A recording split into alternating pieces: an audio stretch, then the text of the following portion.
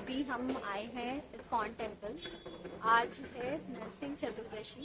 इसके नरसिंह चतुर्दशी की इम्पोर्टेंस और उसका सिग्निफिकेंस हम आपको बताएंगे, लेकिन उससे पहले नरसिंह जी के दर्शन कर लेते हैं। तो चलिए हम चलते हैं।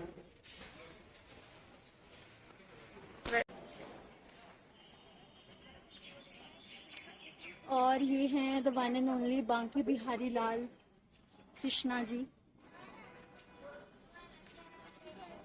बनाई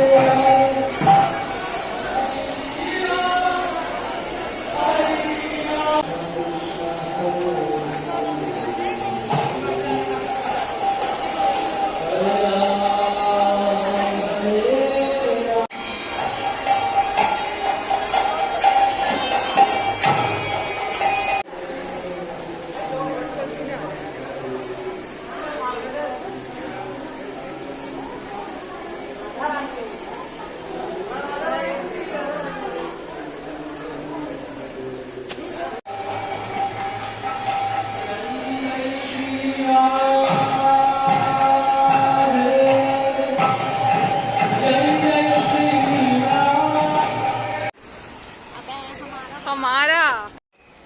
तो अभी अंदर के दर्शन हो चुके हैं, मंदिर के श्री नरसिंह जी के दर्शन हो चुके हैं और हमें कुछ नेसेसरी चीज़ें लेनी थी, काउंटर लेना था और बुक्स लेनी थी। बुक्स भी हम ले चुके हैं। आप प्लीज़ कमेंट करके बताइएगा कि आपको दर्शन कैसे लगे। अभी आज क्योंकि मेरा हमारा फास्ट है, तो आज हम कुछ मैदा टाइप खाना तो खा नहीं पाएंगे, इसलिए हम जूस पीने भी जा रहे हैं। जूस पीने के बाद हम आपको बताएंगे नरसिंह चतुर्दशी की सिग्निफिकेंस के बारे में। कौन सा जूस?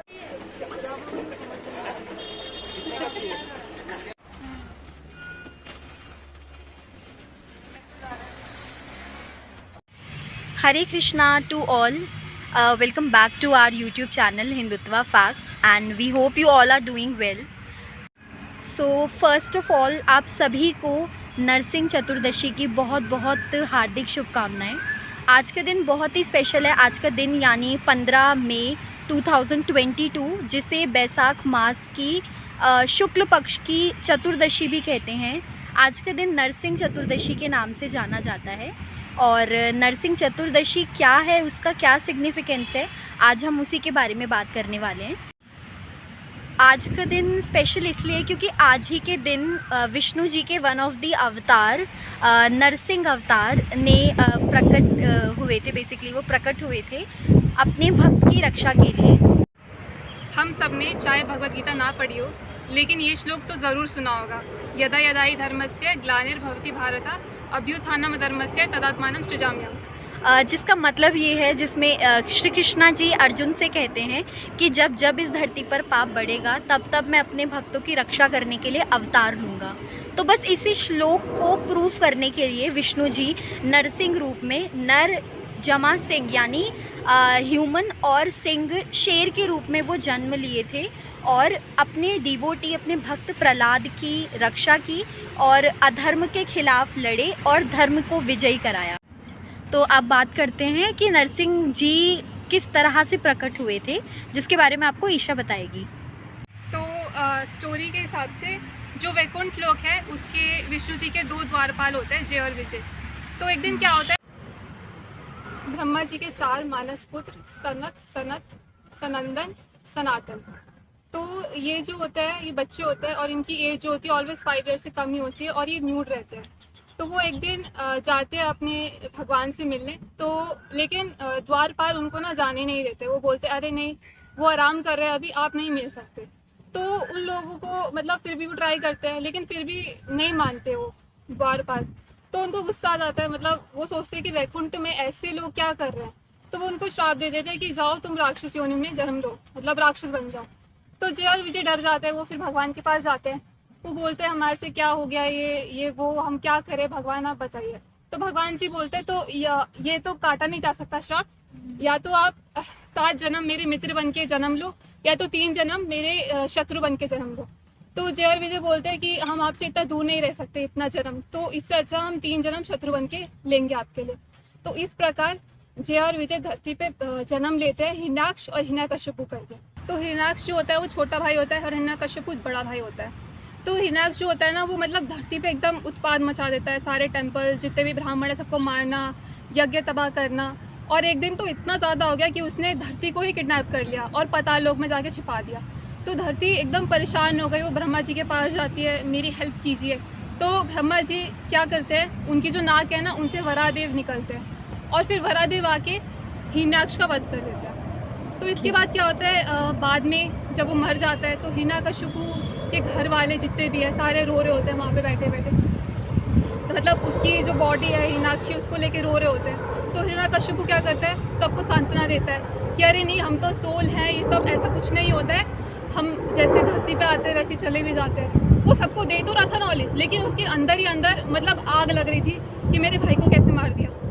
तो उन्होंने मतलब एक अंदर ही दुश्मनी पैदा हो गई विष्णु जी को लेकर कि नहीं ऐसा कैसे कर दिया इन्होंने। तो इसके बाद हिरण्यकश्यपु क्या करता है, वो तपस्या करने चला जाता है। अपने जितने भी लोग होते हैं उनको बोल देता है कि तुम सब कुछ तबाह कर दो, जो भी यज्ञ कर रहा है सबको उड़ा दो और मैं तपस्या करने जा रहा हूँ, ब्रह्मा जी से वरदान लेके आऊँगा। तो हिरण्यकश्यपु क्या करता है, 36,000 साल तक वो तपस्या करने चला जाता है। ठीक है, 36,000 साल तक इतनी कड़ी तपस्या करता है कि उसकी जो बॉडी है ना उसको चींटियाँ खा जाती हैं। उसका मतलब उसकी जो सांस है ना उसी के ऊपर उसने अपना प्राण जमा के रखा होता है। तो फिर इतनी तेज़ ताप होती है उसकी कि ना वो स्वर्ग लोक तक उसकी जो ताप है वो जा रही होती है। तो इंद्रदेव और जितने भी देवता होते हैं स्वर्ग के सारे परेशान हो जाते हैं। वो ब्रह्मा जी के पास जाते हैं, वो बोलते हैं अरे ये तो मतलब ऐसा करते गए तो पूरा मतलब तबाह हो जाएगा। तो ब्रह्मा जी फिर आते हैं, अपना जो कमंडल होता है उससे हिरण्यकश्यपु के शरीर पे पानी डाल देते हैं और उनका तुरंत ही गोल्डन शरीर हो जाता है, मतलब एकदम जवान हो जाता है। तो वो ब्रह्मा जी से पहले तो वरदान मांगते हैं कि मुझे अमर कर दो। तो ब्रह्मा जी बोलते हैं ऐसा तो हो नहीं सकता, मैं खुद अमर नहीं हूँ, मतलब मेरा भी एंड आता है, ऐसा नहीं कर सकता मैं। ठीक है, तो फिर हिरण्यकश्यपु मतलब चालू बनने का ट्राई करता है। वो बोलता है ठीक है, मुझे ऐसा वरदान दो कि ना मुझे बाहर मारा जा सके ना अंदर, ना मुझे आसमान में मारा जा सके ना ज़मीन पर, ना मुझे किसी अस्त्र से मारा जा सके ना किसी शस्त्र से। ठीक है, तो ऐसा वरदान दे देता है। तो वो बोलते हैं कि ठीक है तुम्हें दे दे वरदान। तो इसके बाद तो हिरण्यकश्यपु खुद को भगवान समझने लग जाता है कि अब तो मैं किसी से मर ही नहीं सकता, पूरा मतलब खुद को भगवान समझने लग जाता है। इसी दौरान मतलब हम पीछे चलते हैं स्टोरी के, जब वो तपस्या कर रहा होता है, ठीक है, तो उनकी पत्नी होती है कयादु माता करके। ठीक है, तो वो ना गर्भ से होती है, उनके मतलब पेट में बेबी होता है। तो इंद्र देवता जो है ना वो सोच रहे होते हैं मतलब हिरण्यकश्यपु इन्होंने इतना उत्पाद मचा रखा है तो इनका जो आने वाला बच्चा होगा वो कैसा होगा, वो भी ऐसी होगा, वो तो मतलब ख़त्म ही कर देगा।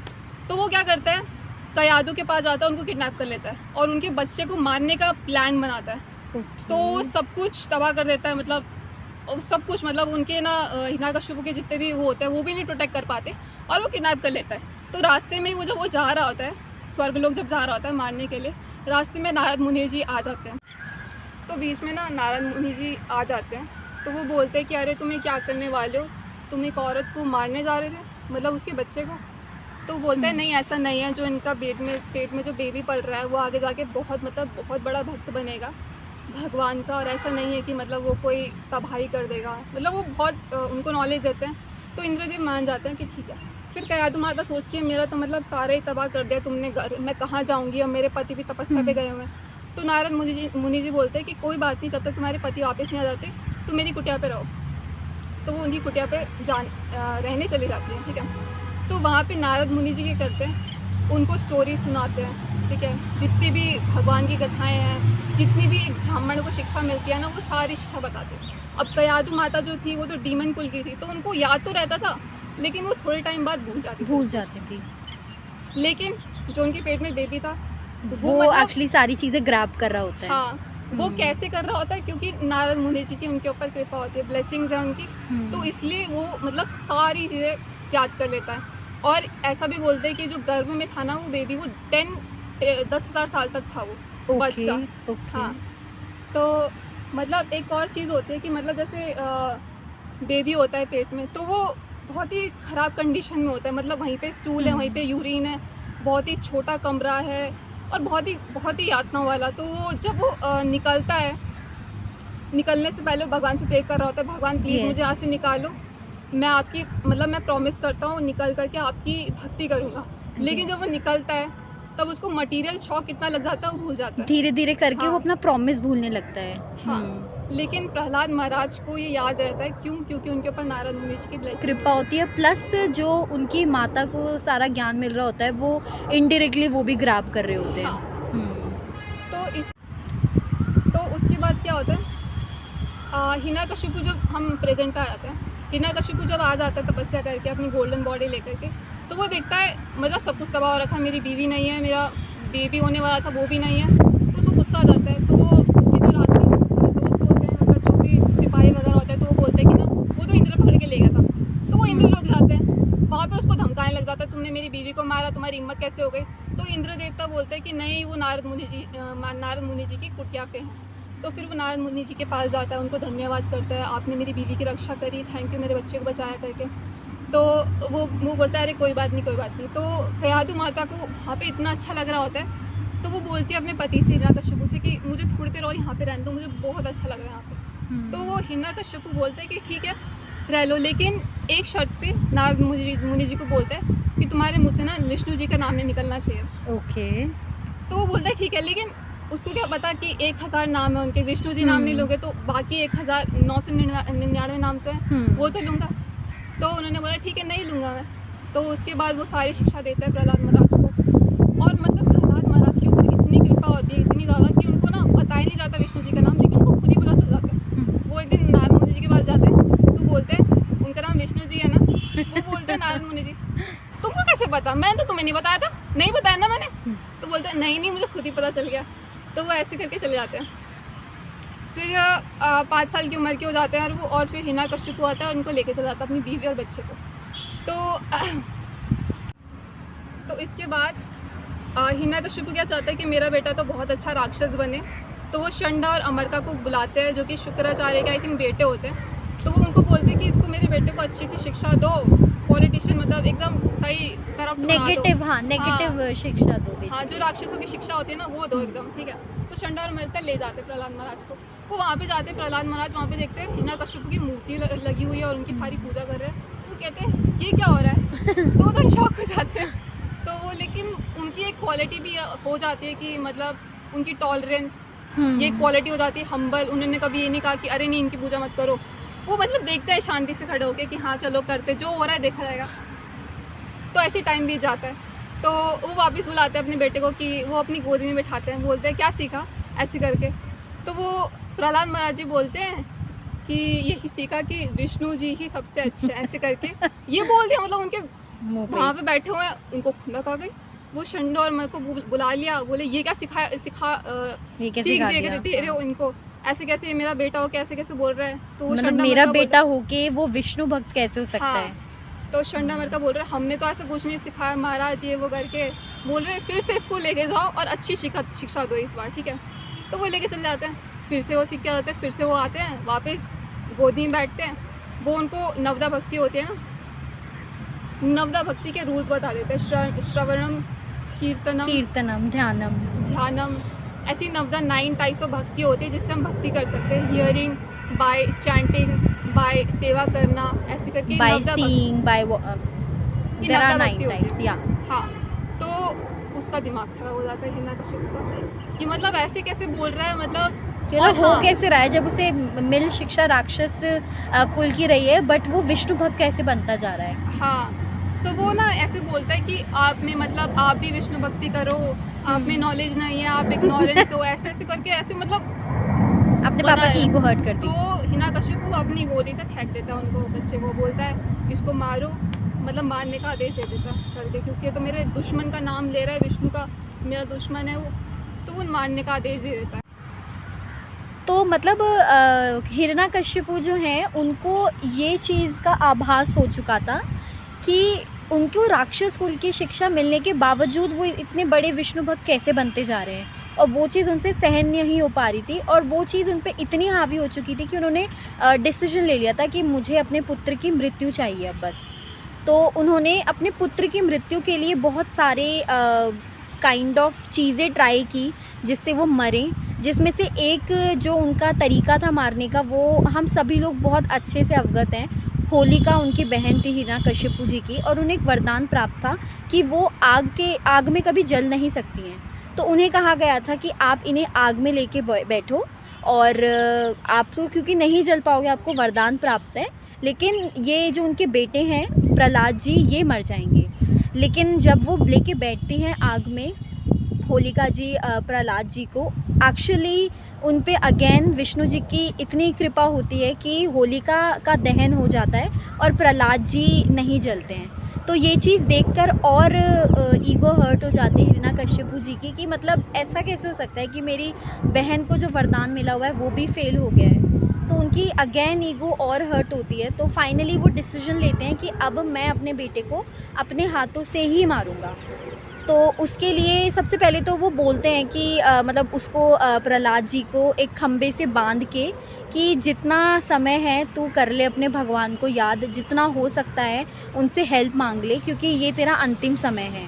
लेकिन प्रहलाद जी को अपनी भक्ति पर, अपने भगवान पर इतना विश्वास होता है कि वो अडिग खड़े रहते हैं, कहते हैं ठीक है कोई प्रॉब्लम नहीं है, और वो अगेन अपनी चैंटिंग में लग जाते हैं, ओम नमो भगवते वासुदेवाय नमः बोलने में। तो ऐसे ही कुछ होता है। तो जब हिरण्यकश्यपु जी देखते हैं उन्हें प्रहलाद जी को चैंटिंग करते हुए, तो वो ईगरली पूछते हैं कि मतलब तू बता कहाँ है तेरा भगवान, तू हर वक्त भगवान का नाम लेता रहता है, कहाँ है तेरे भगवान, इस दीवार में है तेरे भगवान। तो प्रहलाद जी कहते हैं हाँ इस दीवार में मेरे भगवान है। तो फिर वो पूछते हैं कि इस कुर्सी में तेरे भगवान है, तो कहते हैं हाँ इस कुर्सी में मेरे भगवान है। फिर वो पूछते हैं इस खम्भे में तेरे भगवान है, तो कहते हैं हाँ खम्भे में भगवान है। तो बस इतना बोलते ही उस खम्भे से हिरण्यकश्यपु को मारने के लिए विष्णु जी के जो अवतार हैं नरसिंह जी प्रकट होते हैं, और बस फिर हिरण्यकश्यपु जी की मृत्यु। तो जब हिरण्यकश्यपु जी बोलते हैं कि इस खम्भे में तेरे भगवान है, तो प्रहलाद जी कहते हैं हाँ इस खम्भे में मेरे भगवान है, और बस उस खम्भे से ही फिर विष्णु जी के अवतार नरसिंह जी प्रकट होते हैं, और हिरण्यकश्यपु जी से उनकी विवाद होता है काइंड ऑफ। तो बस उनसे लड़ाई होते होते हिरण्यकश्यपु जी को नरसिंह जी उनकी चौखट पे घसीटते हुए लेके जाते हैं और अपनी गोद में रखते हैं, और कहते हैं कि देख ना तू अपने घर से बाहर है और ना ही अपने घर के अंदर है, और ना ही अभी दिन है और ना ही अभी रात है, मतलब थोड़ा शाम का समय होता है, और ना ही तेरा अंत अस्त्र से हो रहा है और ना ही तेरा अंत शस्त्र से हो रहा है, तेरा अंत मेरे नाखूनों से हो रहा है, और ना ही मैं नर हूँ ना ही मैं कोई जानवर हूँ, मैं नरसिंह हूँ। जैसा कि मैंने आपको पहले ही बताया था, नर यानी आदमी और सिंह शेर के मिक्सचर। तो बस फिर नरसिंह जी अपने नाखूनों से उनका अंत करते हैं, और उनका इतना ज़्यादा उग्र हो चुका होता है अवतार कि वो किसी से भी शांत नहीं हो रहे होते हैं। इवन लक्ष्मी जी भी जब आती हैं तो भी वो उन्हें कन्विंस करती हैं कि प्रभु आपके भक्त की रक्षा हो चुकी है, अधर्म पर धर्म की जीत हो चुकी है, तो अब आप कृपया करके शांत हो जाइए।